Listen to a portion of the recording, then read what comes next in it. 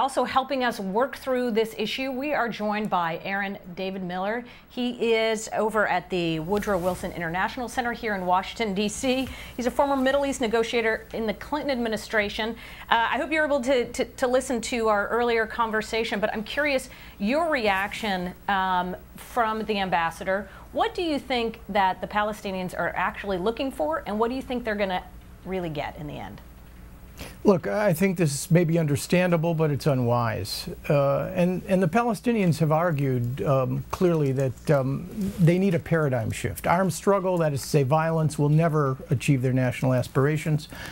Diplomacy is stuck. There's no question about that. So they've chosen to play, to some degree, a big game of chicken with the international community, with the United States, to try to create some measure of leverage in an arena where they do have some influence. They don't have much influence in a bilateral arena with the Israelis or, frankly, with the Americans. And by the way, I think they've lost a good deal of respect and are deeply disappointed in the president, even though he certainly is not to blame for the current impasse. But in the international arena, they have more influence. In the end, I would, well, betting is probably not wise on this issue.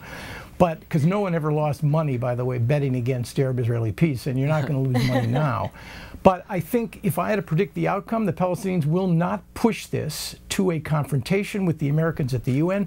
They may either park this with the Secretary General to be reviewed as the months go by, or they will shift their focus to the UN General Assembly for a resolution which would upgrade the PLO status from non-member entity, which they are now, to non-member state. Which would signify to them some symbolic and practical gain. So I think that's where we're going. One final point on this. We're all worrying, obsessing really on the wrong crisis.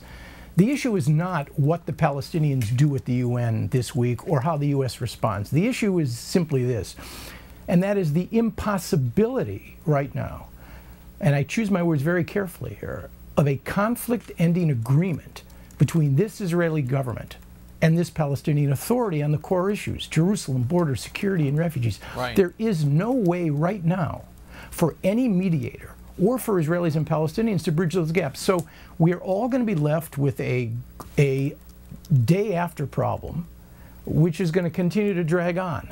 That I think is the sad strategic problem here.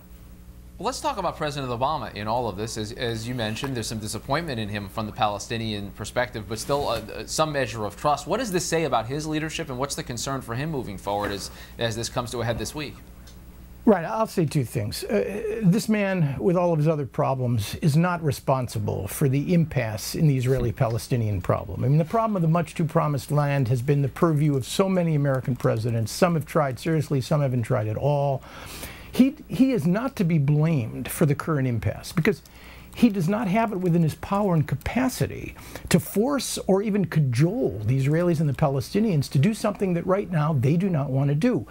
Where there is some measure of responsibility, in my judgment, is rhetorical excesses. He's been very long on intention and commitment, very short on strategy and capacity to produce. And let's be clear, he's a much diminished president. Governing is about choosing.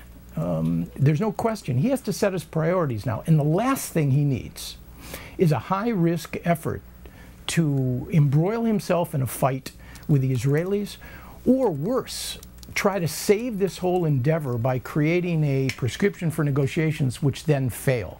The reality is, for this president, the next year, foreign policy will either be a drag, a negative, or a wash. It is not going to help him. Osama bin Laden, a unilateral act, didn't help him. Victory in Libya, which frankly is in the process of taking place, I mean, much didn't help him. Jobs in the deficit, and getting most Americans to answer the following question accurately, or at least in the Democratic Party's view, accurately. Do you believe the country's headed in the right or wrong direction? All right, we're going to have to wrap it right there. Aaron David Miller, former Middle East negotiator over at the Wilson Center. Thanks so much for being here on Top Line. Really appreciate it.